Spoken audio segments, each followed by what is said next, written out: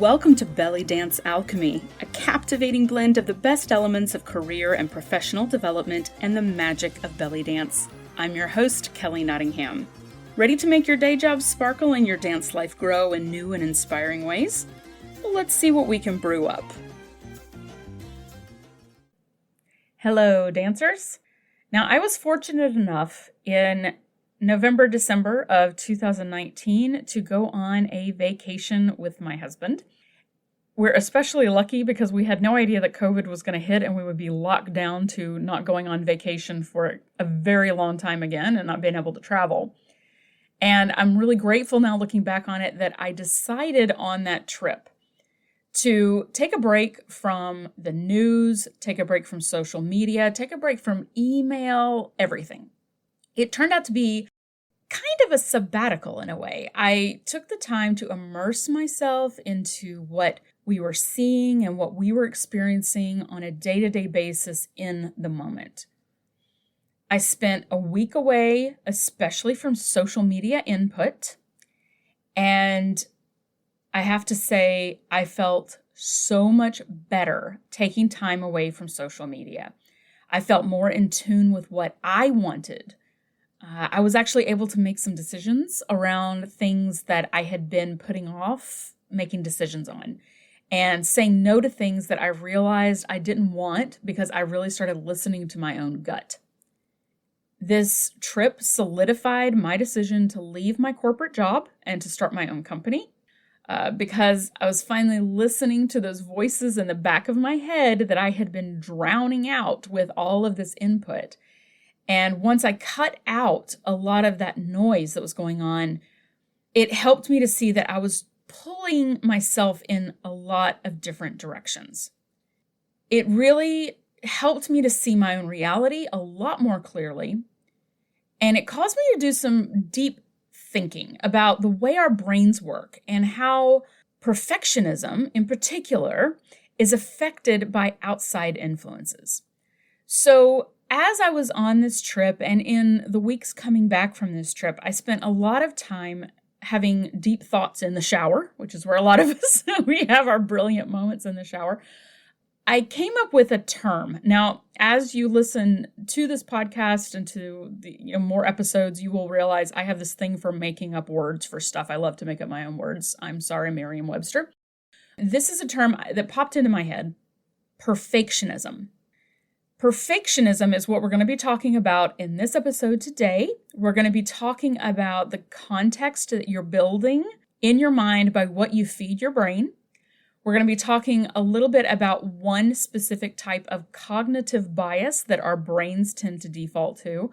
And we're going to look at how we can build our own context to be more in line with what we value. So that sounds super heavy. I promise this is not going to be a super heavy episode. We're going to keep it fun, hopefully, and lighthearted. So here we go. What is perfectionism? It's the belief in the truth or validity of the public filtered image that people put out into the world. So this could be the way that they share things about their careers or their dance life or their personal lives through Facebook, Instagram, Twitter, Pinterest, LinkedIn, whatever other type of social media is out there, but it doesn't even have to be just social media. This filtered view that we all create and put out into the world is not inherently bad. It's a way to brand ourselves personally and professionally. I mean, we all want to look like we have ourselves together. We don't, want to look like a complete mess all of the time. But it's important for our discussion on perfectionism to understand that because this view of ourselves and this view that others are creating is a curated view, it's filtered. It is therefore not 100% authentic. It is not objective reality. But as we're going to see, we have a hard time not letting those filtered views of people's lives affect how we view ourselves and our place in the world. And we begin to believe in the validity of those curated views and comparing ourselves to that curated view. That is what perfectionism is. It's a comparison of our own reality to the curated reality that others are putting out into the world. Now, there's a cognitive bias called availability heuristic. I'm not going to ask you all to spell that. If you can spell that, congratulations, you get double points for today.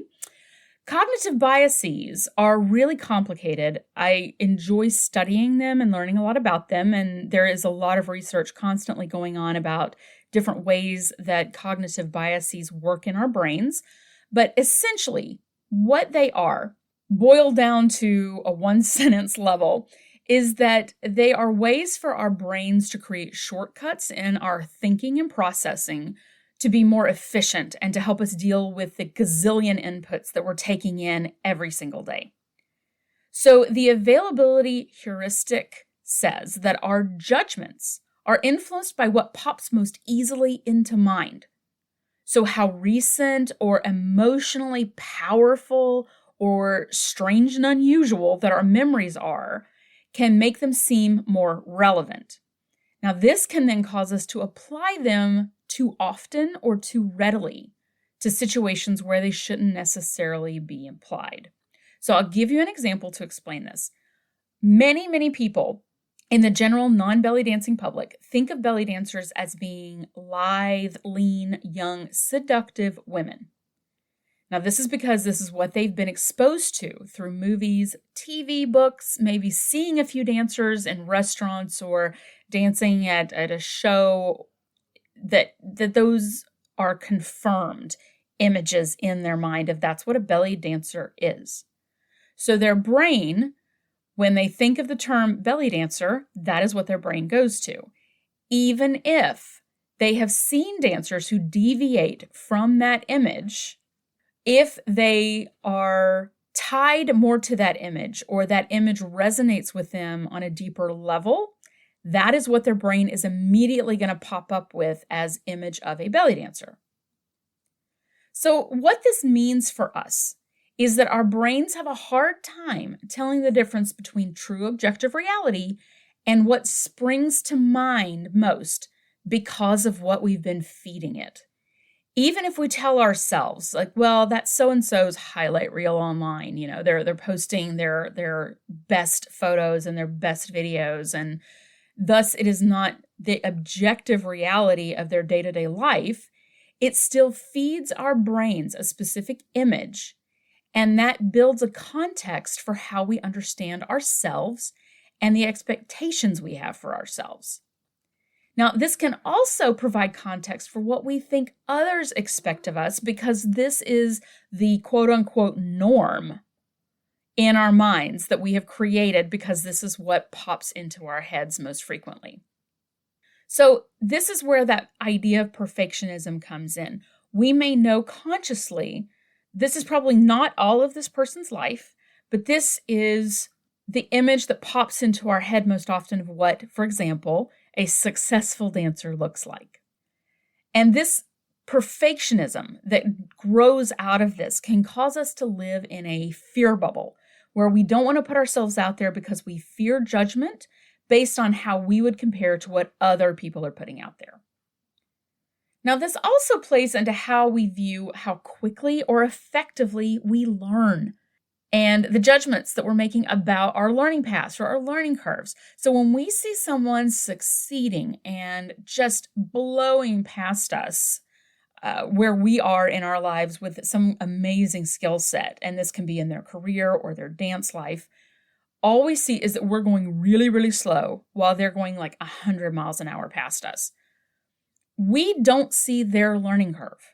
We don't see how long it took them to get up to that speed. We just see them whizzing past us while we are working very slowly to try to get speed going. We don't see how much they struggled. We don't see in their career how hard they had to work to get that cushy job. Frankly, we don't even see whether it is a cushy job. It looks like a cushy job on the surface, but it might not be behind the scenes. We don't see how hard they have to work out to maintain their fitness levels. We don't see their days where they struggle with body image or keeping a project at work from just completely blowing up, or that they may have a lot of help to have gotten where they are. I mean, I love Oprah. I love Oprah. But I cringe when people say things like, well, Oprah does all of these things and she only has 24 hours in a day too. Yeah, well, Oprah has people to do things for her. Oprah ain't scooping her own cat boxes. You know what I mean? So when we see things like this, we can feel like success happens really suddenly to them because we're not seeing all the background work and the sweat and the tears and the self-doubt and the frustrations and the potential failures that they dealt with. And when we work to achieve something ourselves, we're comparing our attempts at success with what we see they are doing as far as their success goes. And it can make our success feel like less because it was more perceived effort, or it, in our minds, took us longer than it took so-and-so to accomplish the same thing. Now, the internet also allows people to seem like instant experts. They may not have been instant at all. I saw an interview with Marie Forleo, who some of you may be familiar with, and she was talking about this concept of instant overnight successes. And she says, people don't understand that my overnight success took 10 years. They didn't see all of that. All they see is the now. The other challenge with the internet and this idea of being an instant expert is that the person may not actually be an expert. So I heard a podcast one time, and this was fascinating to me. It was about yo-yos. It's this podcast called Stuff You Should Know, and they do a bunch of really interesting random topics. But they were talking about yo-yos and how some yo-yo celebrities, apparently this is a thing, were frustrated by the new yo-yo experts on the internet because they said, one guy was specifically quoted as saying that just because you can do a trick one time on camera doesn't mean that you're an expert, because it may have taken you 100 tries to get that one correct trick done to put on the internet. But they're able to post that one video and sort of let people believe that they are able to do it every single time. And I thought that was a really interesting perspective, because it is true that when we see someone accomplishing something online, we make the assumption, through this idea again of perfectionism, that they are able to do that level of success every single time. We don't necessarily see that it takes them 50 tries to do this one thing correctly. Now, if we feed our brains different images that may be in line more with what we value or consider quote unquote normal, or feeding our brain no images by taking a break from feeding it specific things, we can actually help to recalibrate this availability heuristic so that the things that come more readily to mind are going to be things that align more with what is reality and what we want to feed it. So for me, in my little social media email break, I had realized the purpose of social media for me was completely disconnected from what I was experiencing with it. And this is what really tipped me off that something was not right. I thought I was using social media and the internet to educate and to inspire myself in my dance and in my professional development work. But what I was realizing was, after about 5 to 10 minutes of looking on social media, I was feeling like crap about myself. And it was happening every single time I was getting onto my phone. And it took a little while for me to pick up on this pattern. But once I did, I started to see it every single time I would get on my phone. I would feel really frustrated and angry or disappointed in myself after about 5 to 10 minutes. So this, I think, is probably pretty common for a lot of folks right now, because a lot of us are spending more time on social media than maybe we have in the past, because we're all in the middle of this pandemic issue and we're not able to go out as much. So we are socializing through social media more. And so it's really important for us to be aware of the inputs that we're putting in and how it may be affecting us. I was able to really look at it at that point on my vacation and say, I really need to reevaluate how I am relating to social media and how I'm using it, because right now it's using me. It's feeding me these images that are making me feel bad, and it's shutting down my creativity. It's shutting down my motivation to do better and to work on myself as an individual instead of working on myself in comparison to other people.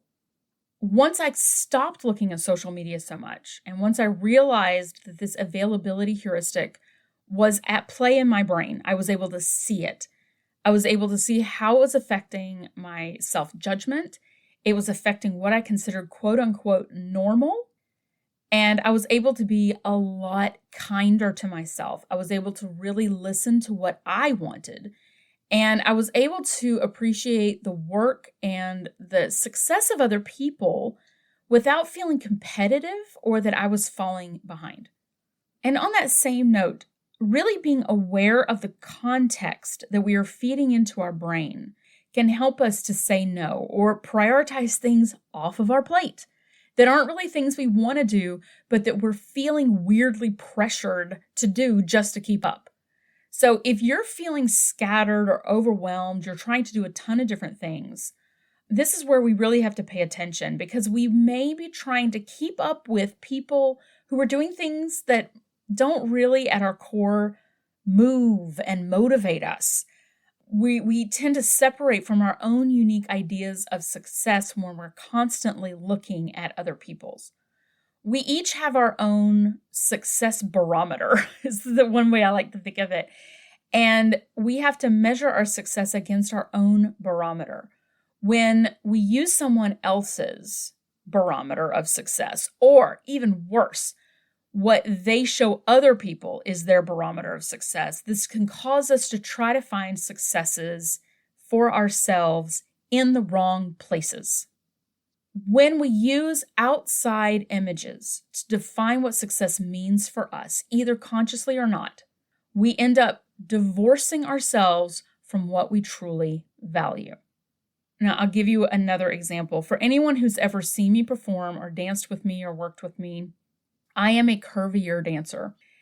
My social media feed and the videos that I was watching on YouTube were all filled with very lean, very fit, very small dancers. This was on both a conscious and subconscious level, feeding into my perception of myself as a dancer.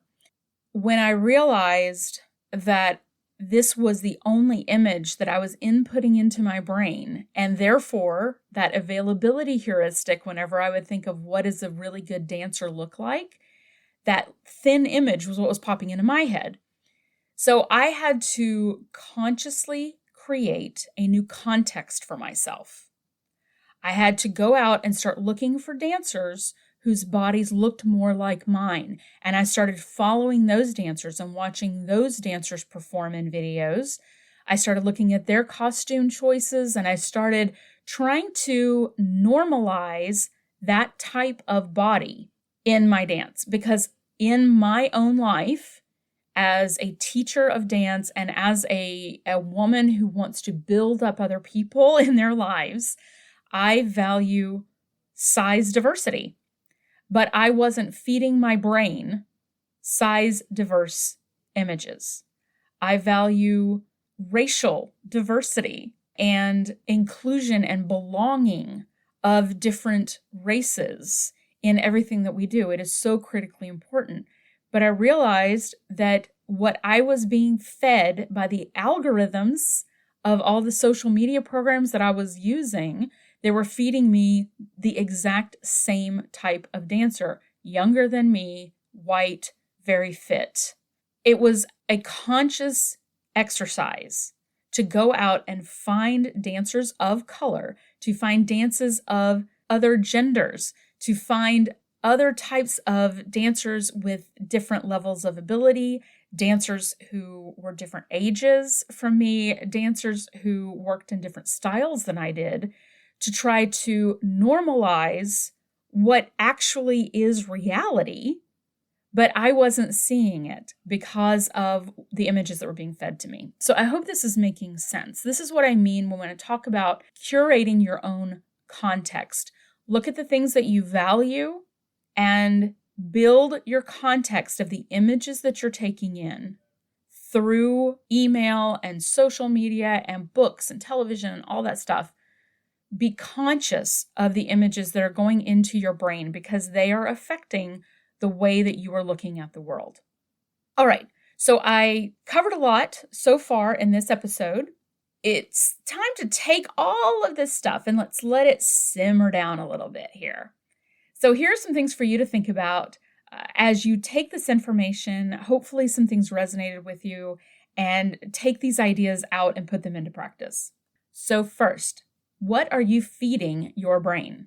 And how is that affecting the context that you have for yourself? What do you value in your career, in your dance life, and in your personal life? What can you normalize for yourself in your context to match more with your values? Is it different shapes of bodies? Is it diversity of race, age, gender, ability? What does that look like?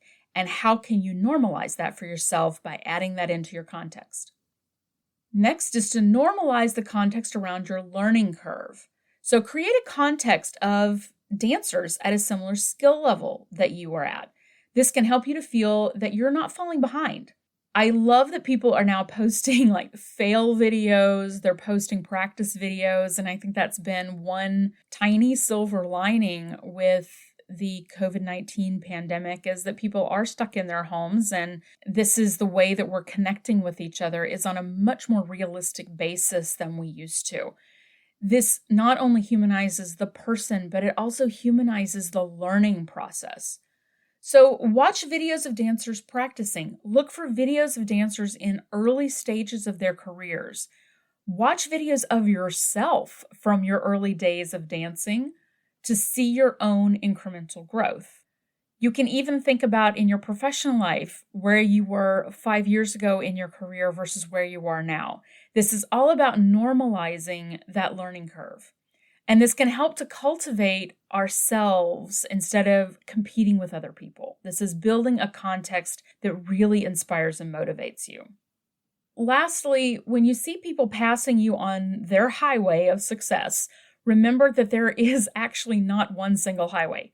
We've all been taking our own paths through life. Some of us have been on a little bit more circuitous path than others, and we're all driving different vehicles. They may have been driving on that one highway the whole time, and you may have taken exits and diverted off here and tried different things. It's impossible to compare where we are with where other people are because we all are on different paths. The last thought I want to leave you with in this episode is that practicing does not equal failing. Practicing equals learning. Practicing equals growth. And I'm not talking about perfect practice. I'm talking about real growth, real development, focused on getting incrementally better in the skills that you're working on, even if they don't necessarily match with what we're seeing other people doing when they are already posting that final attempt video where they finally got everything the way they wanted it to look. Normalize practicing for yourself. Normalize incremental growth for yourself around the values that you hold, and we'll let that availability heuristic work for us instead of against us to really dampen down that perfectionism that a lot of us deal with. I hope this episode was useful for you. If you have any thoughts about this, any feedback you'd like to share, stories you would like to share with the other listeners, I would love to hear them. Please reach out to me, and I look forward to talking to you soon. Well, thanks for listening.